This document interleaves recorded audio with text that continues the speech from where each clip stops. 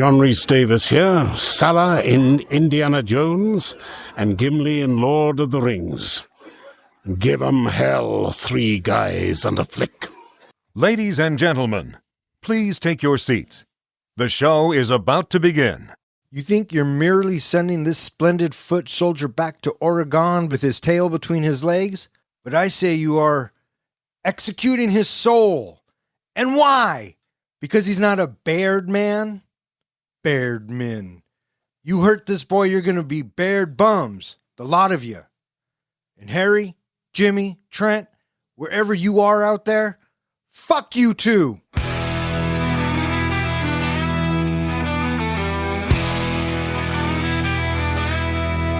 Three guys and a flick with Duncan and John.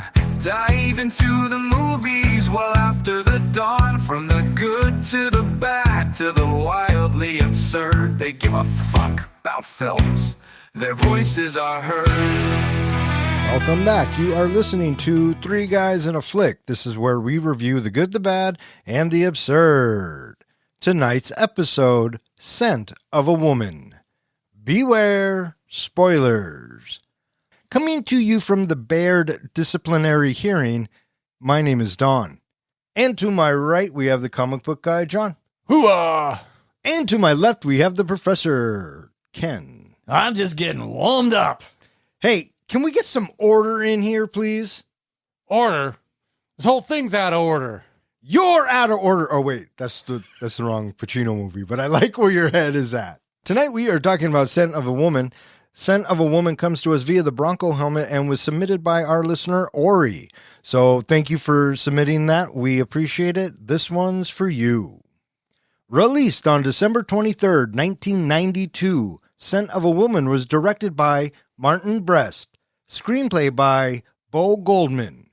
And it stars Al Pacino, Chris O'Donnell, Philip Seymour Hoffman, Richard Venture, Bradley Whitford, James Rebhorn, Gabrielle Anwar, and a bunch of other scholars and assholes. Hooah! How'd this movie do, Don? This movie was made for $31 million and brought in $134 million. So, yeah, not too bad, right? Did you guys see this movie in the theater? Yes, I did. Did you? I don't remember if I saw it in the theater or not, but I was definitely struck by the movie. It's a real possibility that I did. What about you? I was actually working for the Arts and Entertainment Department at the University of Washington when this movie came out. So I got to see a really early preview of it. And I remember liking it and kind of being blown away. But the weird thing is the only time I've seen this movie. I have not rewatched it since. So What the fuck? So Yeah. I'm watching it last night. Wait, I'm out of town. Is this your first time? No, I saw it in the theater. Yeah, because you just said that. Yeah. So I'm watching it last night. I'm out of town, and my buddy Zach and I, you remember Zach, he was on the podcast. Uh-huh. Listeners, if you want to know who Zach is, Mallrats episode. And I'm watching it, and as I'm watching it, I'm thinking, you know what? I haven't seen this since the theater. But I specifically remember the theater experience because it wasn't what I expected. And again, last night, I was very pleasantly pleased with this film. So you've seen it once. John, you've seen it once. I know I've seen it a couple of times. And this last time around for the pod does not disappoint in the least. Yeah. I actually watched this movie with my dad. And even before we started, he kept saying, I've seen this movie a bunch of times. I know I've seen this movie. I like the movie. It's a good movie. I know I've seen it. We get to the end of the movie. And he's like, I don't remember that movie. I was wondering where that was going to go. God bless you, Rick. That's what I'm going to say. This movie is directed by Martin Brest. Which I immediately jumped to Beverly Hills Cop. Yeah, I, for some reason in my head, thought he directed GoldenEye. That's Martin Campbell. Yeah, okay. So I was surprised how few movies he has actually directed. Martin Brest? Yeah. Yeah, but the ones he has, I mean, we'll start with what he's probably best known for is Beverly Hills Cop. And then he does Midnight Run with De Niro and Gruden. Yes. Have you seen that? Grodin. Yeah, and I listeners, I would love to have that thrown in there because this movie has a lot to unpack to it. My experience initially when I saw it versus where I am today, I am eager to talk about this. Yeah. Please and thank you. Okay, there you go. And then he goes on to do Son of a Woman, Meet Joe Black, which I want that one to be in the helmet if it's not already, because I actually liked that movie with Anthony Hopkins, Sir Anthony Hopkins. listeners. Please and thank you. And then last one he has on the IMDb. Oh, jeez. The last one he has on the Jeez. IMDb list is Geely, the first Bennifer debacle. I've never seen that movie. Have you? I believe you have, haven't you? Yeah, I have. I suffered through it. And I mean, if I had to pick a Ben Affleck and J-Lo movie, it would for sure 100% be Jersey Girl. So, listeners, Jersey Girl, please and thank you. What'd you guys think of the director in this? I thought the directing was good. I liked some of the camera angles. I liked the way that they had the shots of looking at Al Pacino, looking at Chris O'Donnell, those kind of things. What really kind of blew me away was the music choice for this. Because again, Fucking A. I'm usually not the person that talks about music or how it impacts me in movies. But that's where it is. But the music was so good at setting the tone. of Thomas this movie. Newman. Thomas Newman. Yeah. And that accordion piece is pretty good too. Come Right. on, man. It's like throughout the whole thing. But I got to tell you that the composition score that we have throughout this movie, it parallels so closely with Lemony Snicket's A Series of Unfortunate Events. But Thomas Newman has done a lot of other stuff, several of which we have reviewed. Oh, you don't say, do you? Oh, I do. I do not have a conclusive definitive list, but just off the top of my head, we have 1917, we have Shawshank Redemption, and The Lost Boys. Oh, he did the Lost Boys? He did. Did he do the saxophone solo? I do not know that. He might have wrote it, but that dude, the buff dude, he was definitely playing that shit. He's still touring. Oh, yeah. Yeah, I like that. Yeah, the biggest problem I think with this movie is it kept making me want to sniff Julie's hair, and she got really annoyed with that. Okay, so when she's getting annoyed, you just turn to her and say, "Suck it up, Buttercup." Yeah, well, they do say for better, for worse, right? Did you know that this was based off of a book, and then the book became another movie, like a French movie, and then that French movie was used to inspire this movie? No, I did not know that. Yeah, I did not know that this movie had quite a history. I did not know that. Let's talk about this cast, and let's start with the Academy Award winning Al Pacino. He won his first and only Academy Award Yes, for sir. this movie. I guess he was nominated a total of 9 times, 7 times before he got this award. Yeah. Nine times? And, 9 times? and I don't remember him being Was- nominated 9 times. was also for the same awards nominated for Best Supporting Actress for Glenn Ross. Yeah. You ever see that one? No, I have not seen that one. Is that a good one? Yeah, that's a cooker, baby. So who did he go up against in the Academy Awards that he won over to get Best Actor? In 92? Oh, so, yeah, okay. Can I have other film? Not an actor, but another film. Chaplin. Oh, RDJ. Yep. Interesting. Okay, 92. Robin Williams? Unforgiven. Clint Eastwood. Yes, sir. Malcolm X. Denzel, my man. So it's Denzel, Pacino, RDJ, and Clint Eastwood. And some other guy. I don't remember who it was. Oh, But come on. That's some serious chops that he's going up against right there. yeah. But but you also have to look at the films, and that's a whole other discussion for another time. Oh, fucking A, yeah. I will just say this: rightly deserved for Pacino. There's a lot of people out there, I guess, that say it was a pity award. They were just giving it to him because he had been nominated so many times. I disagree Fuck with that. I feel like he earned it with this He movie. earned it. Hey, all of you who said that it was a pity award, wherever you are out there, fuck you too. Hooah! So it's safe to assume that we all think that he did a phenomenal job and was deserving of the award. Oh, yeah. Absolutely. He went through so much, just like he even went and trained at a blind academy, learned to unfocus his eyes. In between takes, he would stay in character and not make eye contact with anybody. I mean, he went method on this to just really get into this role. And I guess even on the scenes like that suicide scene when he was off camera, he was yelling at Chris O'Donnell to get him to be emotional. Yeah, well, there it is on the screen. Mhm. I mean, he left it all out there. Just brilliant. Absolutely brilliant. Well, the crazy thing is when he was first offered this role, he turned it down. It was his agent that talked him into doing this role. So I hope his agent got a nice little bump. Yeah, because originally when he turned it down, they looked at Jack Nicholson, they looked at Harrison Ford, they looked at Dustin Hoffman, and they looked at Joe Pesci all to possibly do this. I'd only go with Joe Pesci. I wouldn't go with any of them. Even Stallone was attached at one time to this movie. Well, No. maybe I take that back. I bet you Sly could pull it off. I don't think he could have been just as much of a dick as Pacino in this movie. Oh, I think he could. Easily. So this movie was nominated for 4 Academies. It won for Best Actor. It was nominated for Picture, Director, and Adapted Screenplay. Ultimately, it did lose Picture and Director to Unforgiven. Yeah. As soon as you said Unforgiven, I remember all that comes one back to winning a me, bunch.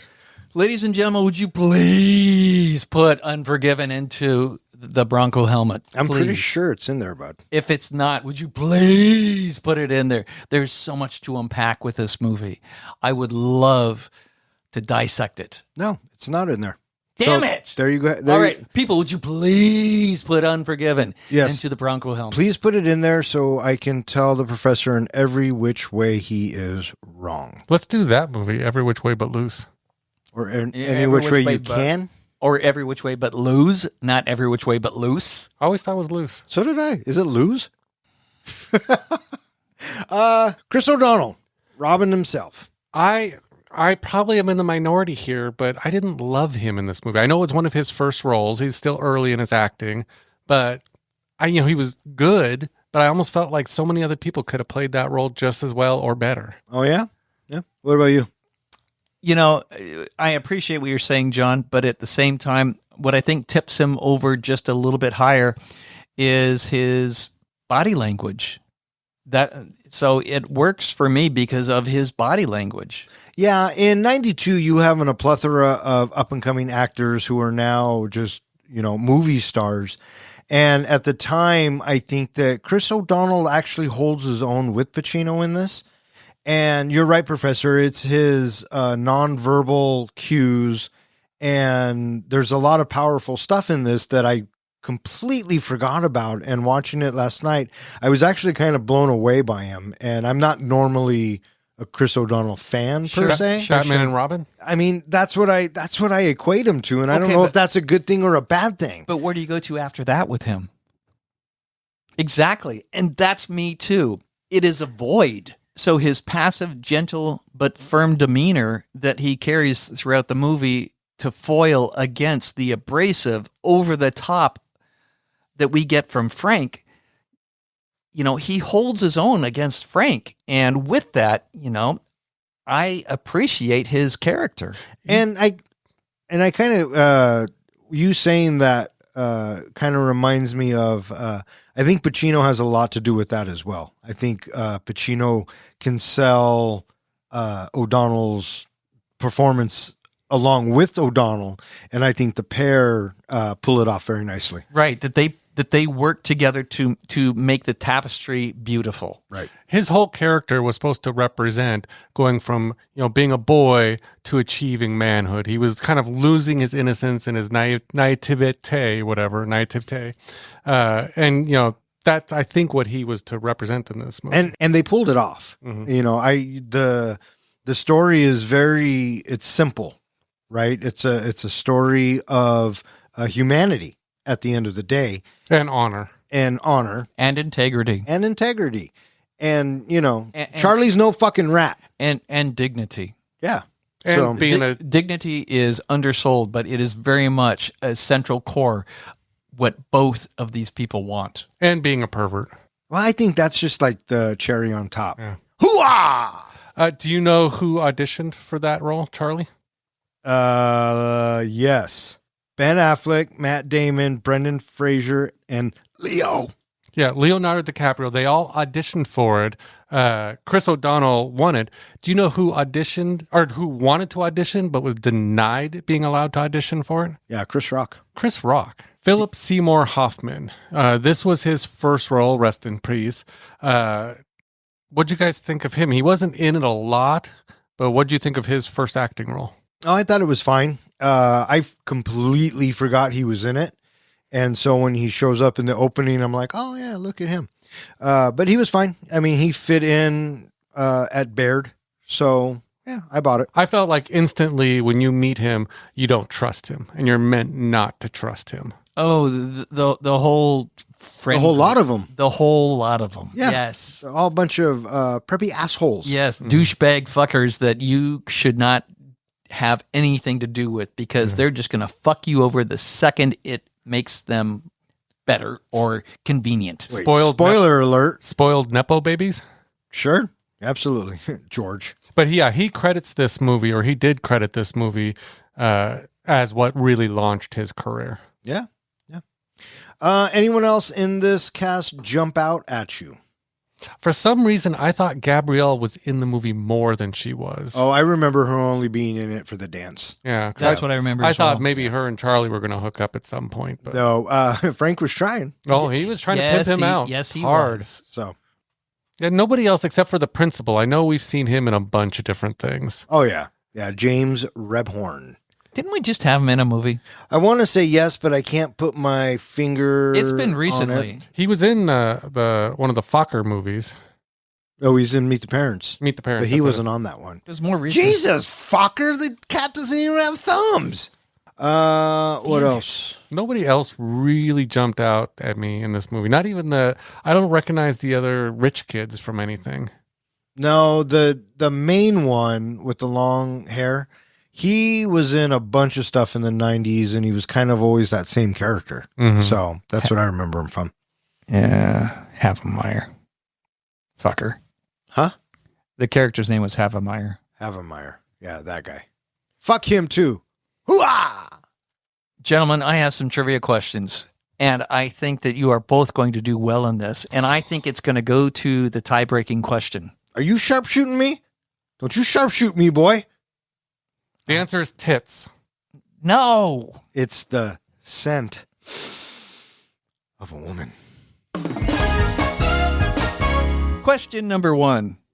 Where are Havemeyer, Willis, and the other lowlifes staying at in Vermont? Dawn. Don? Snowflake Resort. No.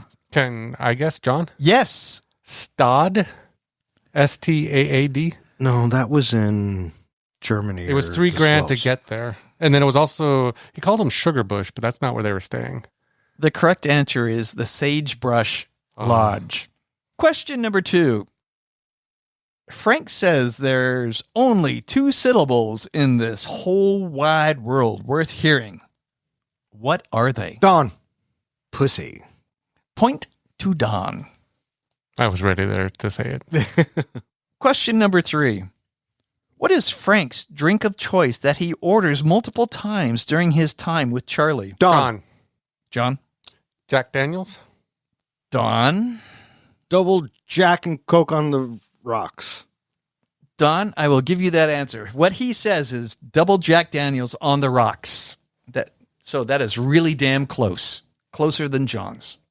Question number 4. What is the name of the young girl that Frank dances the tango with? Gabrielle Anwar. You didn't say your name, fucker. I Dawn. didn't. Gabriel. I will go with Molly. John, do you have an answer? Because that's not correct. Wendy. Donna. Donna. That was close. Oh my God, it was Donna. Question number 5. During the climactic showdown between Frank and Charlie, Frank demands Charlie to give him one reason not to kill himself. Charlie responds with, "I'll give you 2. What are they? Dawn. The best tango dancer he's ever seen and the best Ferrari driver he's ever seen. Point to Dawn. And this week's winner is Dawn.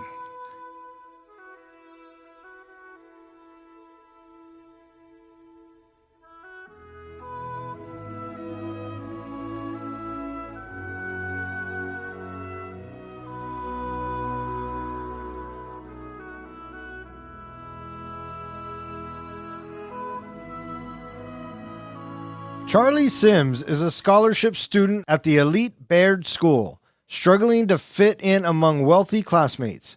When he takes a Thanksgiving weekend job watching over retired Army Lieutenant Colonel Frank Slade, he expects an easy paycheck to get him home for Christmas.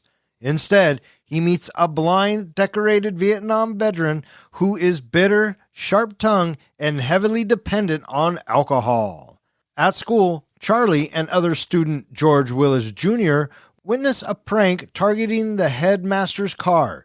Headmaster Trask pressures both boys to identify the culprits, offering Charlie a major incentive, a guaranteed path to Harvard. Charlie refuses, for now, but faces a looming disciplinary hearing after the holiday. Meanwhile, Frank unexpectedly drags Charlie to New York City, setting the stage for a weekend that will challenge both of them. So the movie opens with we're on a school campus, and we find Charlie, and he is looking at the board with a bunch of different messages on it, and we are told, "Oh, Thanksgiving weekend jobs." Okay, so Charlie's looking for a Thanksgiving weekend job. We also find him when he meets up with his friends. We're quickly introduced to, okay, all of his friends are rich, and Charlie is poor. They are a bunch of douchebag, over entitled weasels. Yes, they are. And they're all talking about this ski trip, and one of them's like, "Hey, you want to come? It's only $1,200." And they know Charlie can't afford that. He's there on scholarship. Charlie's like, "Dude, fuck off. You know I can't afford that." The leader is this little prick named Havemeyer, and he just oozes slimy, elitist, privileged shit. Yes. You have to wonder why Charlie's even friends with these guys. For whatever reason, he got into their wake, and he's just being pulled along gently by them. Because he doesn't seem to even really like them. Right. I was thinking the same thing. He's probably not really friends with them, more like acquaintances. He does not like them, but he doesn't want to hang out with them, right? Charlie, he is at his Thanksgiving job interview, and he also briefly meets the colonel, and he goes back, and he's like, no, you got the job. Would you guys have taken the job? I mean, obviously he needed the money because he wanted the money to fly home for Christmas. I don't know. I suppose if I was in the same situation as him, probably. I mean, it's supposed to be an easy job. He's just supposed to be able to sit around and watch TV. Kind of, sort of, but when you meet Frank, holy shit, what an intro. He just drills you hard. Yeah, he calls you an imbecile, idiot. I mean, he really pushes Charlie. We got a moron here. Yeah. And we learn a lot about Frank right away, right? We learn that he's an alcoholic. Because of the way he pours. Yep. And he speaks his mind. You kind of also get the impression that this guy has already kind of written off life. I mean, he just hates the world. We're starting to get that impression. But, what leads us into this is the last thing that we get from Karen. She says, down deep, the man is a lump of sugar. That's the last thing Charlie is told before he goes in to meet him. But we get the opposite of that. But still, that's the last thing that we're told about him. Right. The one thing I thought I really appreciate with this movie is it really goes from, him being a dick and not liking him to there being moments where he's just seems like there's so much more to him and you really do like him. And you kind of keep going back and forth. Yeah. I mean, that's kind of the arc of it, right? And there are little moments throughout the film that we'll touch on, but I agree with you. They do a really good job of setting you up to kind of not really like this guy, but there's a turn coming. You're just waiting for it. But he's also flamboyant, and you feel like that he is decidedly, prospectively, he is sharp in, accessing what he determines to be.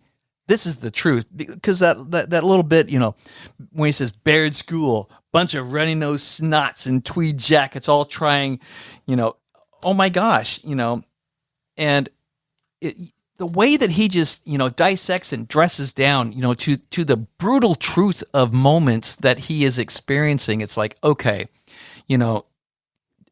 This is the brutal, naked truth, for better or for worse. Right. One thing that I didn't really catch until I was putting together my notes after this, I wrote it down. There's a line that he says as the family's all packing up to leave. He goes, "It's 3:00 and the goddamn Flintstones haven't left yet." Oh, yeah. Did you know that that is called back at the end of the movie? Yeah, when he says yabba dabba do, when he gets back home when he's dropped off at the limo. I always wondered at the end of the movie, why the hell does he say yabba dabba do? And it's because he's returning to the Flintstones. Yes. One thing I was waiting for, kind of a humorous callback throughout the movie, was one of the last pieces of advice the niece gave to Charlie, which is, don't let him call the 900 numbers. He likes to talk dirty. I was waiting for at some point to him getting caught talking on the phone. Because ultimately, Charlie does take the job. He kind of gets guilted into it. She begs him. Yeah, She pretty needs some much. time off. Yeah. So then we are back onto the Baird campus, and we get that bit that we were just talking about a few moments ago where you get George. He's begging for that book that you know he's not going to come through at all. And then the next thing you know, they are outside and... They come across the prank being set up. Yep. Yeah, I wasn't quite too sure what was going to happen with that prank. I forgot what had happened, but it seems pretty elaborate. Yeah, and you know, it was curious watching the deliberateness of the setup of that. That being, you have several parking spots right in front of the school, and you see Trask show up, and the boys commenting about the Jaguar, and his car is the only car in that little parking lot. It's just like, okay, clearly this is going to be something later because it's so obvious over the top. Yeah. I would thought that when that voice comes over the intercom or whatever during the prank, that they would have recognized it because the guy was kissing his ass just earlier. Maybe he doesn't remember all the kids, but yeah, I don't know. But it was definitely an over the top prank. I don't think it was anything that deserved expelling anyone over. But coating your Jaguar in paint, I would have expelled some motherfuckers too. I thought it was just like cream or something. Okay, but on top of that, Trask is publicly humiliated in front of the school. Yeah. But my question was, so you saw the big balloon get blown up, right? And it turns around, kissing ass. Ha, ha, ha. There's your moment. What the fuck are you thinking that you're going to take care of it right now with your car right underneath it? You are an idiot. And don't you see the fucking bottom of it? It looks like a nipple, right? Because of the paint was at the bottom. What a moron. So you play dumb games, you win dumb prizes. Your dumb prize is a paint-covered Jaguar. And so we get this interrogation that Mr. Trask with Willis and Sims. It's curious that he chooses to interrogate them together. Well, because I guess one of the other women on the faculty, she shows up again at the end of the movie, but she witnessed them knowing that they had witnessed the prank. right. And so that's really what tips Trask off. Mm-hmm. And so he calls in Sims and Willis. And you're right. You're interviewing them together, which seems like a weird tactic. But That's a rookie tactic. yeah, and he's like, Mrs. Hunsaker said you saw people out there. Who is it? And they denied. They both keep quiet. Yeah, Charlie just keeps saying, "I cannot say." Yeah. So Trask ups the ante and he says school will be halted until the investigation is complete. And if we are no further along, then both of you will be expelled. And then he tells Willis Jr. to get the fuck out of his office. And he says, poor boy, sit down. I want to talk to you. He throws him a bribe. Throws him a carrot. Let me ask you guys this.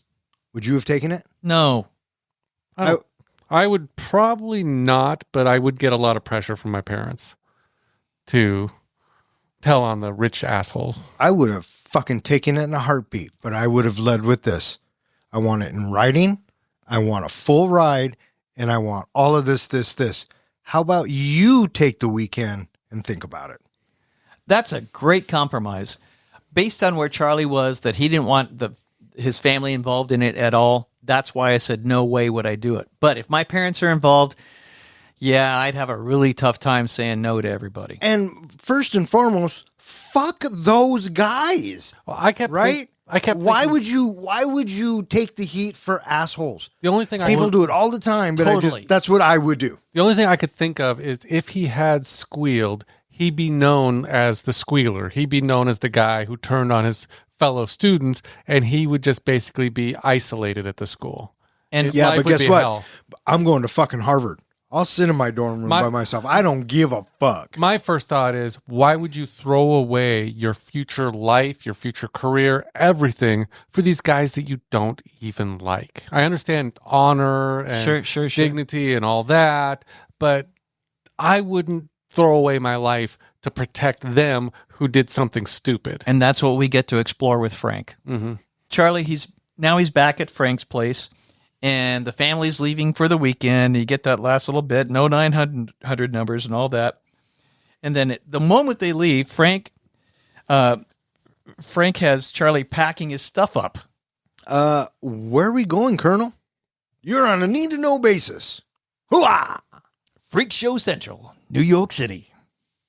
I had to laugh. So he's getting everything ready, and this is also kind of an important scene, really, because we see Charlie go to help Frank, Oh, yeah. right? And he says, "You touch me again, you son of a bitch, I'll fucking kill you," right? I'm blind, I touch you, right? Those are the rules. Yep. And they I've kind of used go that through their line a thing. few times. I'm sure you have, buddy. Damn it, I wish I would have told you guys I was blind. Maybe you would have stopped. Yeah, so that's kind of an important bit because as the movie goes on, we see Charlie actually grab Frank and Frank be perfectly fine with it. So it's Right. it's a stepping stone. Right. And then by the end of the movie, it's the other way around, but we'll get to that. Yes. And Charlie's like, "Dude, where are we going?" He's And like, he I says, "New York." can't leave. I got shit to do. Really? I got to be here at the end of the weekend. Yeah, what do you got to do? He says, right? And he says, "Okay, I'll take you, but I'm coming right back." And they fly first class. And so they take off and they kind of have a little conversation on the plane. Frank talks about, women. And this is the writing, right? This is more of that writing that Frank comes off as a little, Abrasive. I was going to go with pervy, but Sexist. No. no, not sexist. He's not degrading or mean. He has a deep appreciation for the female form. Yes, he does. And maybe he has an old school way of displaying that. Yeah. How about that? So in short, he's still horny. Yeah. Did we just justify this guy being horny? I'll say he lost his eyesight, not everything else. Well, and in fact, all of his other senses have, in fact, increased because we get the whole bit where he can smell the we'll get to the that. shampoo. Yeah. Well, how does he know it's Daphne? Oh, the flight attendant, he knows her name, and he astonishes Charlie, and Charlie's like, "How the fuck do you know her name?" And he deduces down. Because of her fragrance that she's wearing and her accent. Yeah, and so that the senses are heightened. Well, one of the things I really like is he gives that whole kind of spiel about how much he likes women. And the next line that Charlie has is, I guess you really like women. Yeah, I guess so. And he says, that's a thing that he likes most, second only to Ferraris. Next thing you know, we are arriving at the Waldorf Astoria.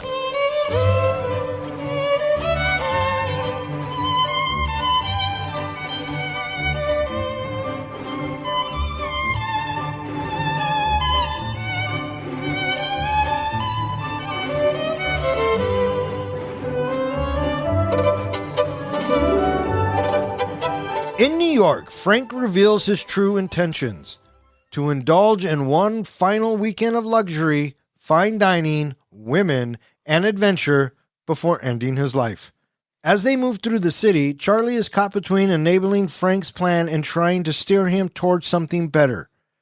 Their journey includes a tense Thanksgiving visit with Frank's family, where the truth about his blindness emerges, not from heroic combat, but from a reckless accident. The revelation deepens Frank's self-loathing, but also shows his growing bond with Charlie, especially when he defends him in a heated confrontation. Back in the city, Frank embraces life one last time, most memorably when he dances the tango with a stranger, showcasing charm and confidence despite his blindness. But his emotional state continues to spiral. A reckless joyride in a Ferrari briefly lifts his spirits, but the high doesn't last. Charlie finally confronts Frank when he realizes the suicide plan is imminent. In a powerful turning point, he stops Frank from pulling the trigger, forcing him to face his pain rather than escape it. So here we are, New York City, the Waldorf Astoria. And I like how Frank kind of leads him on saying, okay, once we get all settled, you can't fly out tonight because we've already missed that deadline. You can fly out tomorrow. And just keeps kind of fucking him over, keeping him around. Yeah, and I'm thinking to myself, where does Frank have all this fucking money? Well, he does say that Totally. he's been collecting it from his disability checks or something like that from the military. But I'm wondering, when did he get to the bank to get all that cash out? Before the movie started. Yeah, and I'm thinking that, you know what? He is spending all of his remaining money, and he's going to go out not having any extra money to give to anybody else. I completely forgot about this suicide subplot. Really? Yes, I completely forgot about it. I remember the ending, I remember the tango, and I remember the hoo-ah, right? But Charlie doesn't know that yet. And they get to the hotel. Okay. Well, it kind of sounds like a joke when he first says like what his plan is. He tells his plan and he says, oh yeah, and then I'm going to blow my brains out at the end. And Charlie just like, oh, okay, whatever. Well, they're at dinner, right? When Frank says, I'll get you the last I'll get you the last shuttle out of LaGuardia. I never send my aides home hungry. Have a meal with me. So they go down or they go to this restaurant after getting a limo. And this whole interaction and how Pacino just picks up the phone and gets a limo, talks to these people like he's the shit, right? Yes, It's yes. that confidence and that. Well, apparently he's well known in New York. Is he? But nobody alive could validate that. People that he's charming Yes. are just taking his word for it. Yes. And that's what I noticed immediately. What we always get from Frank is that he is electric with activity.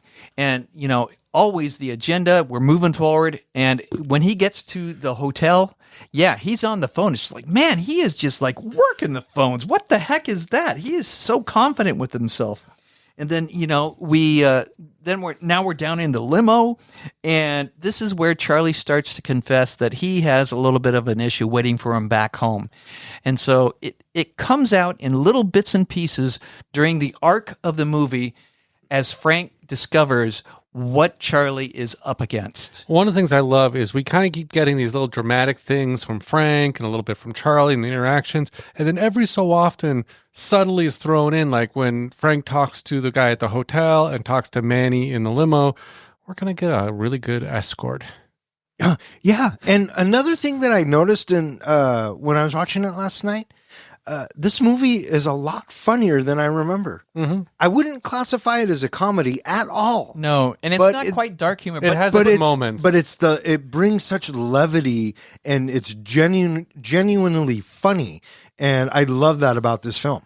It's that awkward humor bit that I think that probably is what is at play. Come on, let's fucking say it. It's fucking Pacino. Yes, Right? His lines yes. are just, have me rolling. So... But when he's in the limo, after Charlie shares a little bit, you know, this is where he talks about, you know, I want to make a little tour of pleasures, stay in a first class hotel, eat an agreeable meal, drink a nice glass of wine, and see my big brother. Nothing like family, you know, and then make love to a terrific woman. After that, and you get this long pause, and then that's where Charlie says, yeah. I'm going to lie down in my big, beautiful bed, and I'm going to blow my brains out. And you're like, holy shit. That He's got serious. And then, He is serious. And then I remember thinking, oh, yeah, that happens. Well, it reminded me back when he was having Charlie get his uniform together. Oh, that's right. He wants to die in his uniform. Totally. And so the night's over, and they're back upstairs, and we have Frank telling them, this is what we're going to do. And we're going to start at 0700. And then you get Charlie with that so nonchalant, you don't even think about it, throw it away. He gives a little quiet salute, and holy shit, don't fuck with me, boy. Don't fuck with me, Charlie. Well, I like how he says, no, this is how you do the salute. And he tells me you got to snap your wrist and all that. And then he says, just kind of quietly, he's just walking away, and don't do that again. right after that he says, "Don't fuck with me, Charlie," he says, oh so gently, "See that you get a good night's sleep, son." But he slams the door. So he's intense, and then he's gentle, but he slams the door. And I noticed that whenever he does go off on Charlie, moments later, his sentence will end with "son." And it'll be kind of a calming. Yes. And how does Charlie always refer to Frank? Colonel. He calls him Colonel. Calls him Colonel. Respect. He does sir in the beginning and gets scolded for it. Yes. So you were saying the next morning he's getting fitted for the suit. I thought it was interesting that he also has Charlie fitted for an outfit. I thought that was very generous of him. And I think it is his way of saying, come on, just hang out with me, right? Without coming out and saying it. And even Charlie's like, I got to go, you know. And Frank's like, one day. Give me one day. Yeah, just give me one day. And Charlie's like, all right, can I use the phone? Yeah, I got to make a phone. Okay, but it's private. Well, stay out of my fucking room. Yes. Yeah. It's all about the gun. Yeah, well, I didn't put that together yet. I thought he had porn mags in there. And so Charlie actually calls. He calls Willis. He's like, all right, so what's the move? What's the moves? I love that term. I like how throughout the thing, Frank is kind of telling him this is what's going to happen. He's foreshadowing Willis is going to go run to daddy. Yep. Well, we're not bringing parents into it. No, he's going to run to daddy and he's going to squeal. I love how he says his name's probably George Sr. And when it comes out, yeah, he totally does. And it's funny because, you know, Frank can kind of hear what's going on and he knows, like you said, John, exactly what's going to happen. And I'm thinking to myself, I remember the mentorship building, you know, every day, every moment throughout this film. And you can see somewhere in Pacino's face that he kind of does, he's starting to like Charlie a little bit, right? I mean, he's good enough to stay with him, even though he's paying him, but you know what I'm saying, right? I think from the moment that Charlie starts telling him about what was going on and how he doesn't want to squeal, that Frank starts to see this is a kid with honor. Yeah. And to Frank, that's probably the most important thing, to have this honor. And that's why he defends him at the end, because he really, his respect grows for Charlie the more and more he sees. Absolutely. He's not a squealer. So, all right. So we're going to go to the Big Brother's place, and Charlie's like, I don't want to go. I love the line where he goes, did you tell him that I'm coming? And Frank goes, shit, I didn't tell him I was coming. I thought that was great. I loved all of their reactions when he just shows up. Oh, I know. And so they take Manny in the limo, Frank's brother's house. Right. And they get to talk a little bit more about Charlie's predicament. Mm-hmm. And we get this a bit of advice. It's not advice, but it's this bit of insight that Frank shares with Charlie, that there are two types of people in this world: those who stand up and face the music, and those who run for cover. And what does Frank say? Cover is better. They get to the house. And they show up, and instantly everybody's uncomfortable. I got the impression from this whole scene that Frank wasn't really there to see his brother or talk to his brother or anything like that. He was there just to let them vent on him and to kind of give them a little bit of closure before he leaves and goes and blows his brains out. It was like he had been an asshole his whole life, and he was trying to give them, because he just sits there and takes it. I mean, he just, you know, especially from that nephew or whatever, he takes all the abuse. It isn't until they say something shitty about Charlie that he loses his shit. Yeah. Yeah, it's a pretty intense scene. And, you know, his older brother, just kind of sits there, and as his family, and really it's Randy, the oldest son, who has a problem with Frank. And he isn't wrong with the stuff he says. He basically says, you've been an asshole your whole life, and you're just not a good guy. And Frank's like, yeah, you're fucking right, so keep bringing it. And it's not, like you were saying, it's not until Randy says he calls Charlie Chucky, and Frank's like, don't do that. That's not his name, right? That's a warning. I love that. That's a warning. And then Randy's all pissed off, and he starts telling Charlie, do you want to know how he lost his eyesight? He was playing a fucking game with a grenade. He was juggling grenades. And what I did appreciate, though, through that whole story and the way they're painting the picture of Frank, after the story's over, one of the first things Frank says is, the dude he was with, he's okay, by the way, right? I was the only one that got fucked up. But And then they go on. Yeah, and when they finally part, and he says to his older brother, he says, "I'm no fucking good, and I've never been." And that I took as that's just him saying goodbye to his brother. Yes, absolutely. And The look on his brother's face too, like he almost recognized this is probably the last time I'm seeing him. maybe. Maybe I wouldn't disagree with that. And so they leave. And now what was the next part of the plan? So it's the next morning, and Charlie wakes up and he knocks on Frank's door, and Frank's in there working on his weapon. Got a watch? Yeah, timing him. Time me. And Charlie sees the gun for the first time, and he starts thinking, "Oh shit, maybe this guy is fucking for real." I'm gonna have to call Mrs. Ross. Good idea. I love this bit. He pulls out the paper, and Frank snatches it out of his fucking hand. Eats it. Oh, I thought that was cute. But Charlie insists, "Give me the bullets," and Frank hands it over right away. And I'm thinking he's got more bullets than that. Yeah, but I think he was done as a gesture, and it made Charlie feel good, and it made Charlie stay. Right? Charlie's like, Yeah. "Okay, I'll fucking stay with you. Just give me the bullets." All I want from you is another day. So yeah, all right. Comes back, and now we're addressing Charlie's school issue again. And it's like, do we follow this rich boy's code or not? And do we let this blind asshole die or not? This is Frank's situation. This is Charlie's situation. What are we going to do here? And so they go to this restaurant. And then this is the whole tango bit.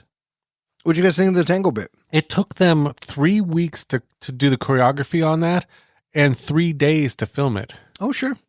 But I thought it was really good. I mean, he did a good job of looking like a blind man Dancing doing the tango. Yeah, I mean, because he was agree. staring out, off into space the whole time. Yeah. I need some coordinates. And didn't he sniff her hair at some point? Oh, he sniffs every woman's hair in this. Why wouldn't he? Yeah. I mean, there's scenes where women just walk by and he's just sitting there. You can see him inhale.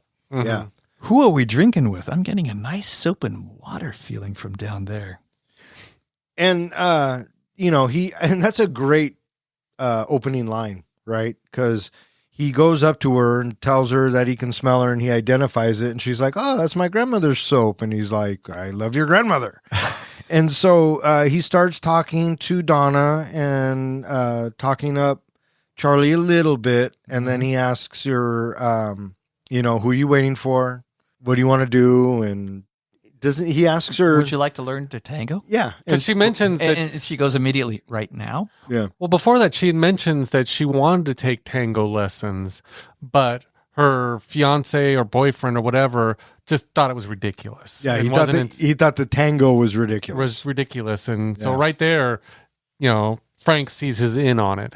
Yeah. And we don't necessarily notice this, but, as they get up and they do the tango, Frank never tells them to play the tango. They just automatically do it. Well, I assumed the song before was kind of a tango song too. Maybe. I wouldn't know because I don't tango. Yeah. Don, do you tango? Oh, only on days that end in Y. When the music first starts, I can't help it. Every single time, no matter what movie I'm watching, when I hear the violin start, it's True Lies. That's right. Do you know what I think of? That's where I go to. Addams Family. No, True Lies. Yeah, True Lies. I always think Addams Family. But I thought the scene was very cute. It is so and sweet. It's lovely. Yes, It is so sweet. absolutely. Yeah, but again, I had forgotten how short her scene was because right after they finish the dance, the boyfriend shows up and they quickly leave. I like how Frank wants to pay, and that douche Michael's like, no, I couldn't do it. And Pacino's like, dude, I'm going to do it. I got my hand in my pocket. Yeah. And so, no, he says, keep your hand in your pocket. Oh, okay. Yeah. And I thought that was a nice bit. And so now it's evening time, and Frank heads upstairs to his alone time with the lady. Yeah, I like how they just kind of sit.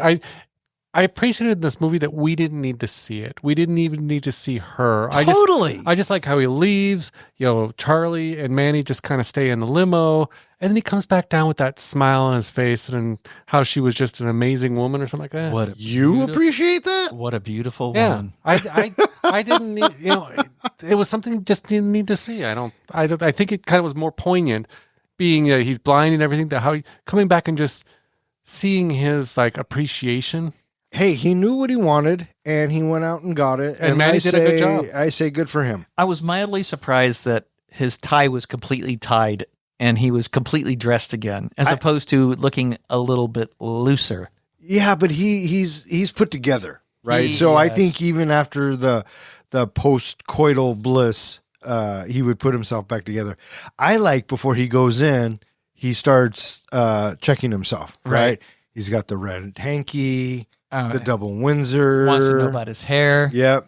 Do you know the one thing this movie was missing? Robert De Niro. In the meantime, when Charlie is waiting, he decides to call Willis, and he finds out, okay, parents are getting involved. Your dad's getting involved? Oh, boy. I like how he goes, can I speak to George? And the guy on the phone goes, which one? And immediately it clicked that Frank totally nailed it with that his name was George. Yeah. So now we know that George Jr. has George Sr. in his corner and Charlie has nobody. Well, you get to know that obviously George Jr., they make the impression that he's being punished. So right there, you can see his parents are coming down on him. Oh, yeah, absolutely. And so the next morning, he's watching, what is it, the Addams Family? Munsters. He's watching the Munsters, that's right. And he finally decides to knock on the door. Colonel, are you all right? Come to find out, it's the afternoon. And this is the first time we see the Colonel not put together, not on his game, not giving, this is what we're going to do. Well, every morning before that, he was the one waking Charlie up. He was always up and dressed and everything before Charlie. This is the first time Charlie's been awake before him. And I had to ask myself, when we find out that it's noon. It's afternoon. And Charlie has been instructed to get up at 0700 every morning. Wouldn't you think like at 0900 he would have checked on the Colonel? Well, he's a little afraid still, I think, for pissing him off. I think he's intimidated by the Colonel. And sure, absolutely. But he does also know in the back of his mind that the Colonel wants to kill himself. But he had an energetic evening. Okay, I'll give you that. Pacino's lying in bed, and he's all lethargic, doesn't want to do anything, and O'Donnell starts to panic, right? He thinks, because he knows the end is near, potentially. Right, and so he goes, let's go for a ride. And Pacino's like, yeah. Wait, what kind of a ride? Let's go for a ride. Well, that's right, the Ferrari. Cut to the Ferrari dealership. The salesman is like, no fucking way am I letting you... 17-year-old and a blind guy in a Fuck that Testarossa? noise, right? That we don't do. And insert Frank's charm and personality and... a $2,000 bribe. And there you go. Cut to... out they go.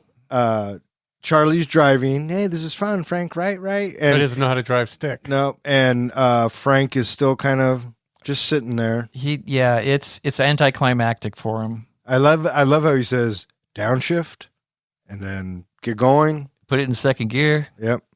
Yeah, I like that. I love manual cars. I would drive a manual car any day of the week. I did have a huge issue with this scene. Not the fact that they let the blind man drive, but if you've been to New York, when have they the road's been that clear? You beat me by half a second, dude. I was saying that all night last night. I said, where did they film this? Jersey? Where in New York would it ever look like that? Exactly. I mean, there was no cars on the road. And that alley seemed to go on for miles.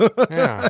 And again, if you've ever been to New York, that place doesn't exist unless you shut it down. Yeah. So here we have Frank, and he is on the joyride of his life. I thought it was cute where he kept saying, I'm going to turn left. If you don't tell me, I'm just going to do it. Yes. Yeah, it was good stuff. But probably one of the most humorous scenes, the funniest scenes, is getting pulled over by the cop. How awesome was that?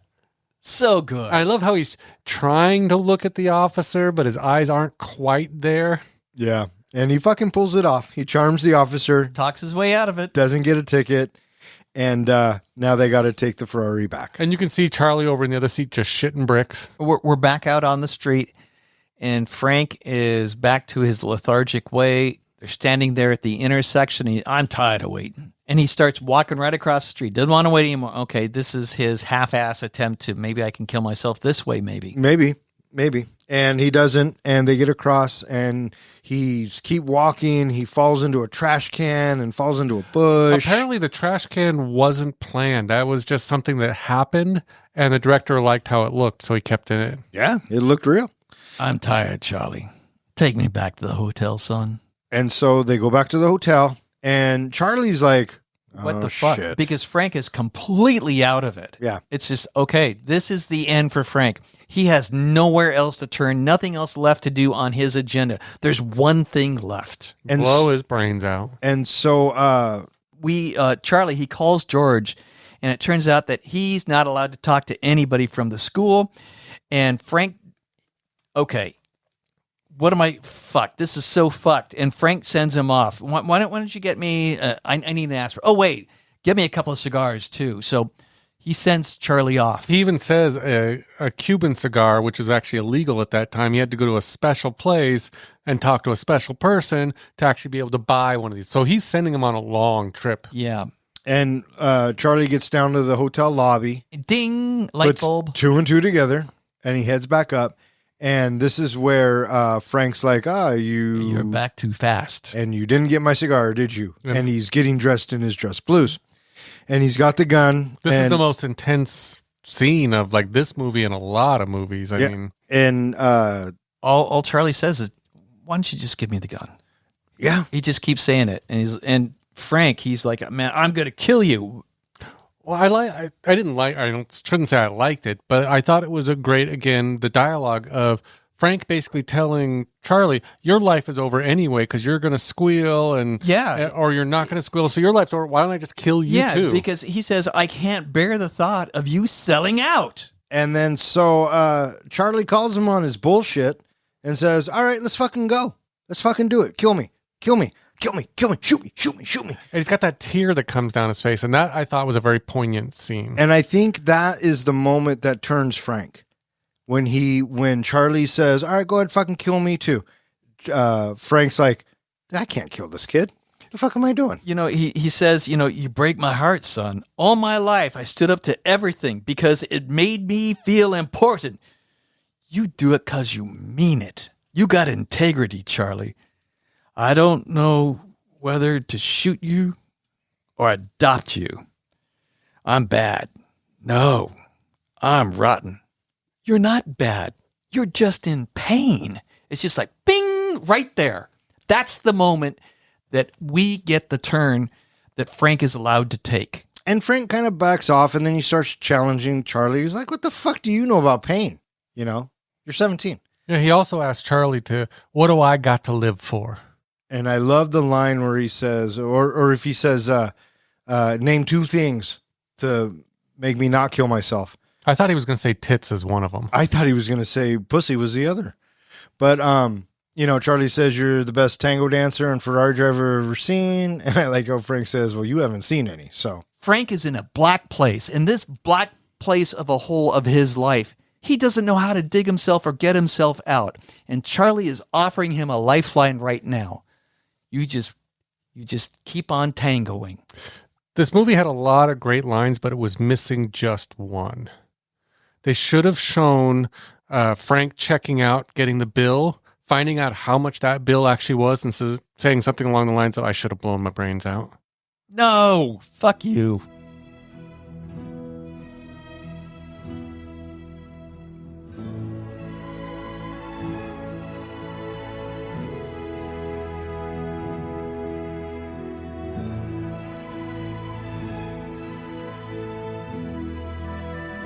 Returning to Baird, Charlie faces the disciplinary committee.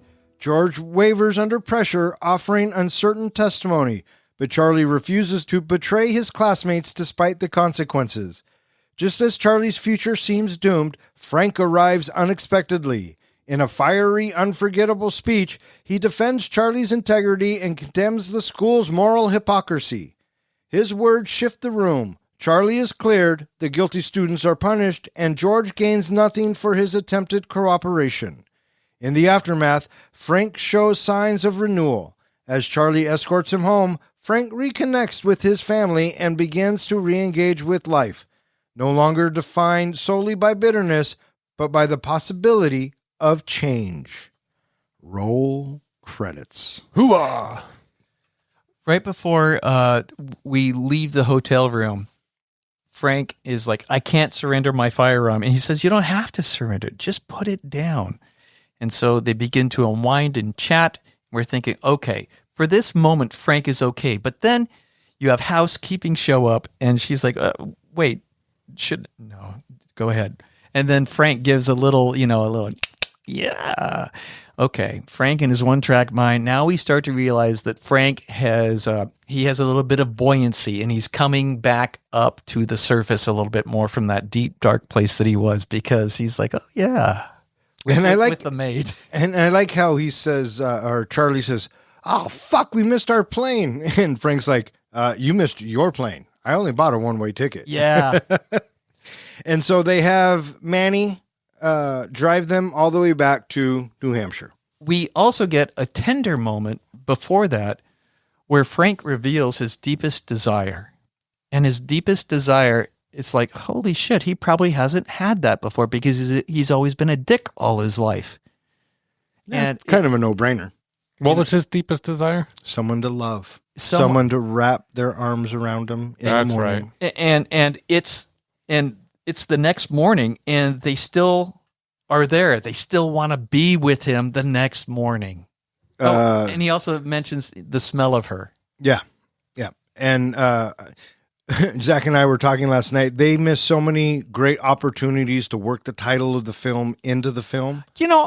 It should have been said. Because that's what he was into. He was into the scent of a woman. Yeah, he should have said at the end when he meets that girl, the scent of a woman. Because, what do we get? We get at least 3 different examples where he is able to recognize the fragrance that the ladies are wearing. Yeah. And on their way back to New Hampshire, I do believe this is where Frank asks Charlie about his dad. I'm getting that heavy feeling again, Charlie. And Charlie tells him he left. Yeah. It's my mom and stepdad, and me and him don't really see eye to eye. And, Frank's really good right here. He really opens himself tenderly to Charlie here on this car ride back. And I was kind of shocked that when they got back, the first bell goes off and Charlie goes, oh, I have enough time to get ready. I was kind of shocked that Charlie didn't turn to him and say, okay, I'll come see you in a couple days or I was something. Thinking a similar thing. Why didn't you say something rather than just goodbye? Well, Frank doesn't like goodbyes, right? So he got what was kind of the best thing, the next best thing. And then we get this last little bit, which was so tender, and he feels his face. Yep. The first time he got to feel what Charlie looked like. And I was just waiting for him to say, fuck, pimples. Cut to the proceedings, and they begin. And they have he's sitting at a table on the stage in front of the whole school. And George and George Sr. are across from him. Everything's on display. And the headmaster's like, hey, I told you guys everybody's coming together. We're going to find out what happened, and you're all fucked. And as he's going through the opening and the welcome and all that kind of good stuff. Yeah, Traskey's doing his lofty speech. Manny and spruced up Frank walk into the door. And it's one of those moments I felt that I knew it was going to happen, but I remember feeling back when I saw it, it was one of those moments where you go, fuck yeah. Mm-hmm. Right? Mm-hmm. And so he makes his way down. I like how he not only makes his way down, but he comes up and he joins and sits next to Charlie. Yeah, absolutely. Yeah. And you have room for me up there, Charlie? Yeah. And he gets to sit next to him, and they go through the proceedings. And now Trask is asking George. Yeah, he gets the interrogation first. And he's like, I didn't have my contacts in. I can't see without my contacts. But eventually he does break him down, and he squeals on the 3. If I had to pick, it's deflect. Yeah. But he does actually name names. And then he throws it right at Charlie and says, well, Charlie saw him better. And then so Trask turns around and goes, well, Charlie, what do you got for me? All the focus is now on Charlie. And Charlie's like, oh, I couldn't really say. And Trask starts to dig in a little bit. You couldn't or wouldn't? And, it kind of goes on. Did you notice? I thought this was interesting too, because Frank is staying quiet at this point, and I think the reason why he's staying quiet is he's letting it be Charlie's decision. He's not trying to influence Charlie to squeal at all at this point. He's waiting to see what Charlie does, and he's going to back him either way. Well, yeah, that's the whole point of Absolutely. him coming to sit next to him, right? Yeah. I didn't think he was going to jump in there right away. But when he fucking does, He's going to offer his moral support, whatever Charlie decides to do. Absolutely. And you get this little bit from Trask, well, by dire, I mean your future will be jeopardized permanently. and so it comes down to he recommends Charlie for expulsion. And then with that, Mr. Sims, you are a cover-up artist and you are a liar, but not a snitch. He just belts it into the hallway. And he starts to give his speech. I like how Trask says something along the lines of, order, order. Are you finished, Mr. Slade? No, I'm just getting warmed up. And then this is where we get Colonel Slade go full Colonel Slade. And all he really does is just call them on their bullshit. And he does it in front of everybody, and he does it in a way that everybody can understand. And I like how he throws out the, I'm not going to mention any names, but you're bribing people. And the bribe plays a pivotal part into what makes the integrity of Charlie work. Well, chances are, because the headmaster is the way he is, I bet you if Charlie didn't get it in writing, he would have given up the guys. And then when it came time for Harvard, the headmaster would have been like, I don't remember saying any of that shit. The big thing I thought was, we start with Trask, and Trask is making it out to be like, you have integrity, you have honor, so you should squeal on your, the other, you should turn on them because that's the high bar that we set at this.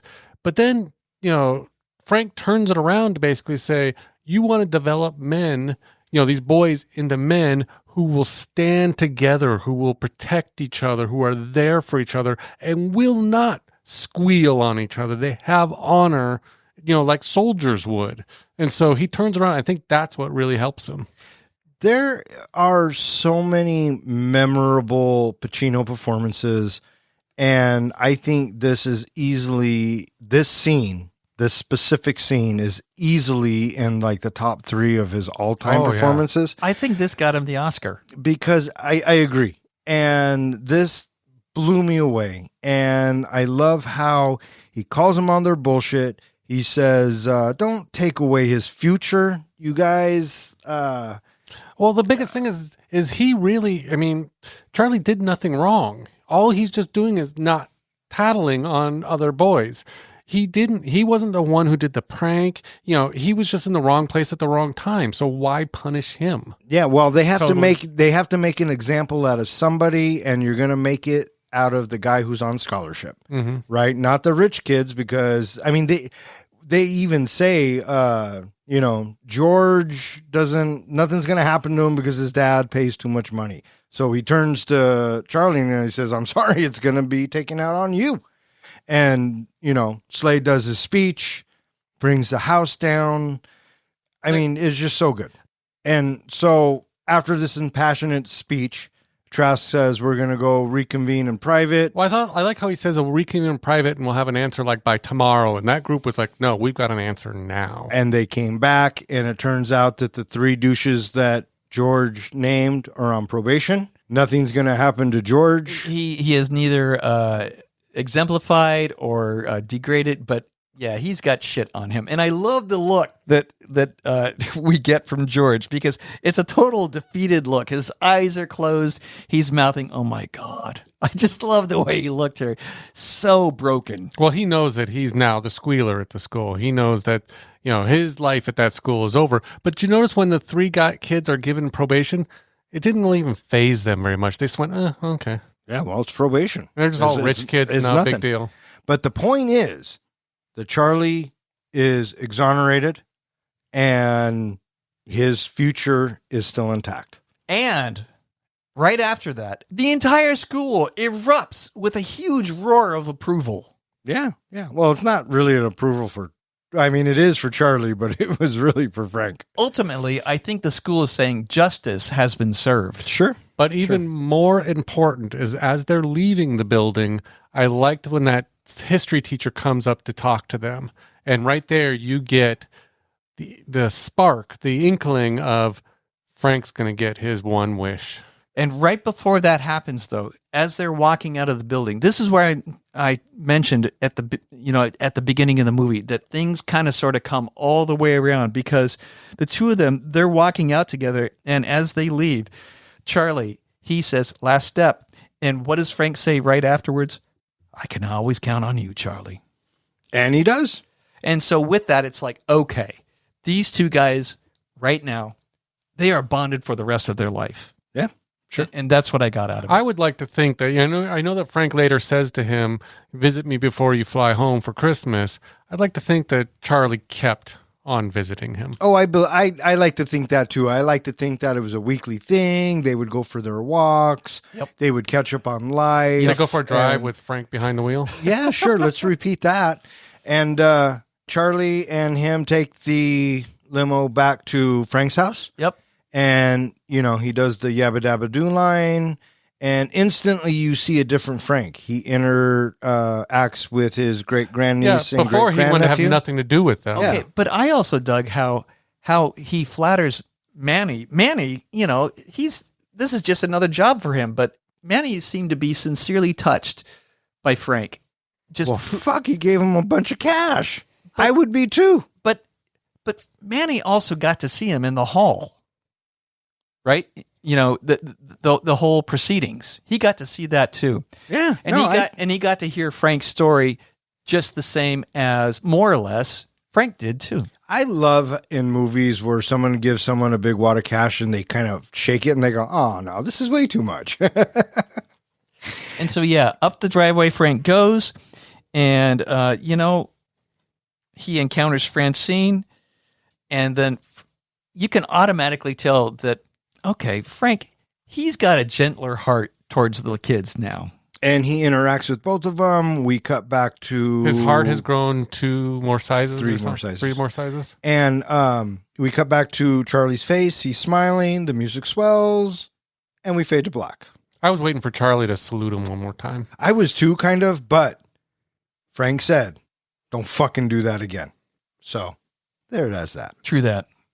And that was Scent of a Woman. All right, what do you guys think? You guys ready to rate this flick? I'm ready to rate this flick. How about you, John? Are you ready to rate this flick? Well, I'm all out of Jack Daniels, and I don't have any women to sniff, so I guess I'm ready to review this movie. Hey, that's the one. Yeah, that is. Hey, Professor, how do we do our ratings? We do our ratings on a scale of 1 to 5 fucks. 5 fucks is a movie that we think is cinematic gold. And a 1 fuck movie is, I'm never watching that movie again. And what's a 0 fuck? A 0 fuck movie is where you turn to your buddy and you're like, "Oh, for shit's sake, what the hell? Why would you make me watch? I want 2 hours and 36 minutes of my life back." Or in other words, we just don't give a fuck. All right, who wants to go first? I'll go first. All right, go Been for a it, while. buddy.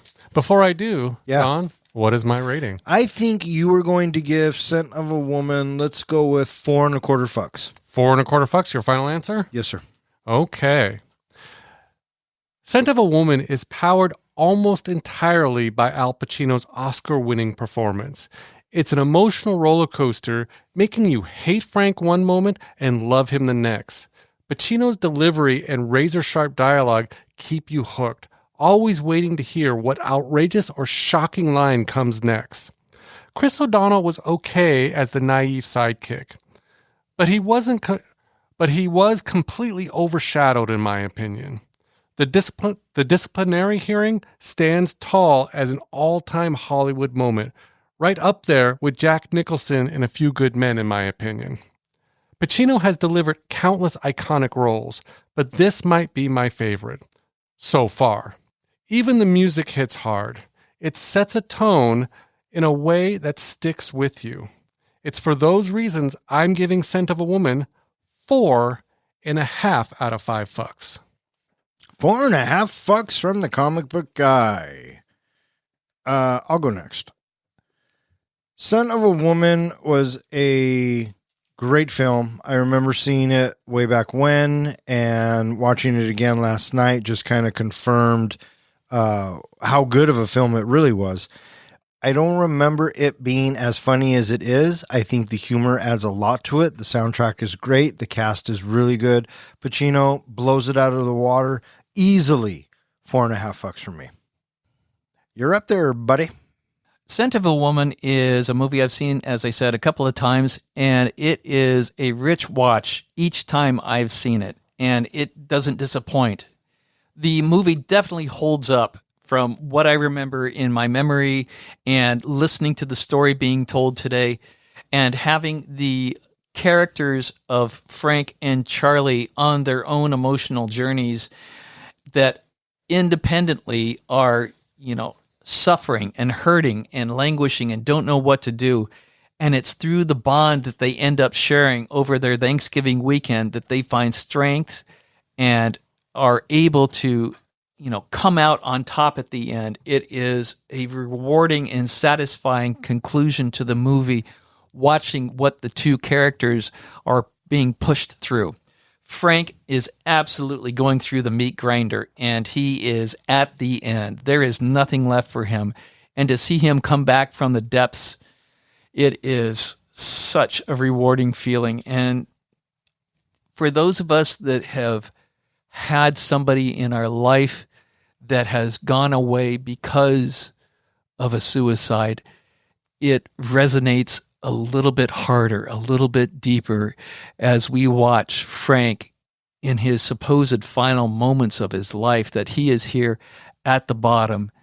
And to think about people in our lives that have gone away and they didn't have a Charlie there, or maybe they did have a Charlie, but it just wasn't enough to pull them back out.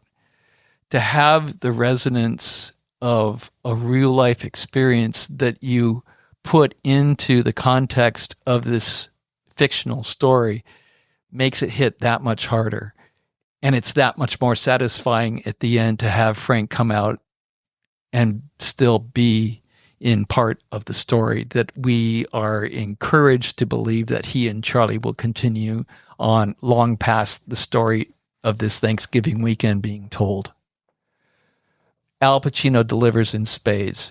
I think this is his finest role. He is absolutely deserved of the Academy Award. Chris O'Donnell's character shines. Chris O'Donnell is good.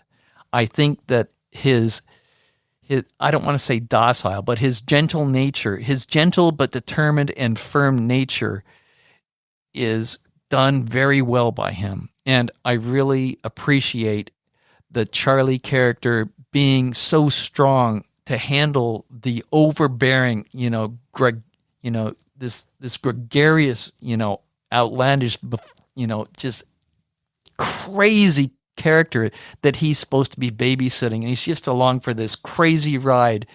And yet he still lands on his feet at the end. Thomas Newman's music just really, really makes those emotional notes in the tender moments of the movie, or the intense moments of the movie work so well. This movie just shines so brightly in having the nuances of these characters that we get to watch as they continue to the end of the movie. It really makes me good, and it really makes me feel good inside. It's a solid 4.5 fuck movie. With 4.5 fucks from the three guys, that gives Scent of a Woman an average of, you guessed it, 4.5 fucks, which now puts it in the 7th spot with Shaun of the Dead, Snatch, Wes Craven's New Nightmare, John Wick 3, The Princess Bride, Prey, and Sin City. It is slightly better than Rear Window, Toy Story, Up, Fantastic Mr. Fox, Alien, and Superman the movie. And it is slightly worse than Rocky, Stand By Me, A Quiet Place, Ocean's 11, The Goonies, and Good Will Hunting. Man, that's some good company. So there you have it, boys. All right, that is going to wrap it up for this episode of Three Guys in a Flick. If you would like to know which movie we're going to be reviewing next, please check out the website. Speaking of which, hey, John, where can they find us? They can find us at threeguysinaflick.com, where we go ahead and post all of our movies.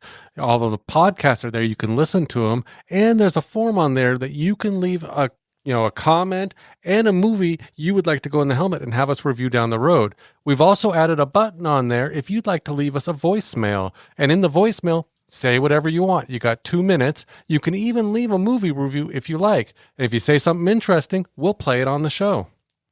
You can also find us at all of social media, where on Tuesdays I've been announcing what movie is coming out on this Thursday. And you can find us at any place that hosts podcasts. And while you're listening to us, make sure to subscribe, leave us a review. We'd love it. Leave us 5 stars if possible. And you can leave a comment in the comments if you want. Suggest a movie. Speaking of comments, do we have any this week? I do have one. I have one from Miles G, who was requesting that we review Kangaroo Jack. And the comment that he left was, "Keep doing what you do. The show has evolved amazingly over the years." Thanks, Miles G. We appreciate the kind words. We also got one on Instagram from Steve S., who says, "Hey guys, been listening to you guys for over a year now. Just wanted to say thanks. You're all doing a great job. Listening to you on my long walks really helps with my mental health, so thank you. Can I chuck in Howard the Duck and Days of Thunder into the Broncos helmet? Thanks, fuck off." And then he replied again just a little bit after that and says, "I didn't mean fuck off. I was just speaking your language." Yeah, we got it. Yeah, Steve S., we got it, we get it, we love it, and Howard the Duck and Days of Thunder are now in the Broncos helmet. Howard the Duck. And we will fuck off. Yes, we will. I also want to thank Ori for throwing this into the Broncos helmet. We had a lot of fun watching it and reviewing it. We hope you had a lot of fun listening to it. I also want to thank anyone who listens and who has suggested a movie. If you keep listening, we'll keep recording. For Three Guys in a Flick, I'm Don. I'm John. And I'm Ken. Thanks for listening. And remember, when in doubt, fuck. Hooah! Three guys with some lights, yeah, dotted to the flicks. We're here for the real talk, no time for the tricks. Don is the captain, steering us right. Kid drops now to shedding light. John with the comics, bringing the hype. From the good, the bad, to the absurd, we break it down, make sure you heard. Passion for the screen, we ride or die about movies. You know we always give a fuck, no lie. There was one person that left a comment. I don't know if you saw it. He's obviously like way back, like just started listening to us, and he says, like, great podcast. You guys just need to get rid of precious moments and spin the wheel. Yeah, I saw that one. I thought that was funny. You should have said, okay, well, if you insist. Yeah, or they start with something new and they go, oh, hey, I like these guys, and then they go back to one, point. right? Yeah. Something like that. I'm with you on that where one. they get a different flavor. Yeah. They're like, God, these guys suck. Howard the Duck is a fucked up movie to do. Because now that everything we know now... Save it. Because that's good stuff right there. Yeah. Because I got stuff to say about that stuff, too. Amen. She fucks a duck. And a bunch of other agents and henchmen. I didn't fix that. So is it Anwar or Anwar? What did I say? You said Anwar. I said Anwar. Yeah. I think or is it Anwar? Anwar. I don't know. I think it's Anwar. Okay. But and I talked over you. Yeah, he talked over it. I know. So hit it again from the top. Yes, sir. Hooah! Are you okay? Are you ready to get back on topic? Yes, or you guys are just going to keep talking and add more for me to cut? Which, please and thank you. Trick or treat? Yes, it's trick or treat. There you go. Just lean into it, bud, and he'll stop doing it. The lever, that. I also want to thank anybody who listens and who... You got to thank the guy, too. Thanks, Dickhead. Yeah, thank him. All right, what do you guys got? I got 2. I got 1, but it doesn't even count. I got 4, but I think we're going to have some of the same ones. So I say we start with the Professor. Scent of a Woman. It writes itself. Okay. I have Scent of Your Woman. Well, I took Scent of a Woman up a degree and made it Stank of a Woman. Well, that's not bad. I have Cunt of a Woman. I had Skank of a Woman. I have Squirt of a Woman. And the final one I had was Head from a Woman. All right. What do you guys think? I'm going to go with Squirt of a Woman, and I'll give that 3 tissues. I will go with... Who doesn't love good squirting? 3.5. I always say I'm not into the whole messy, so I'm going 2.75. All right, well, there you go. And may all your days and nights be filled with happiness. All right, fuck off. Good night. Tune in to the thrill, catch the vibe as three guys in a fight keep the passion alive. Fuck that.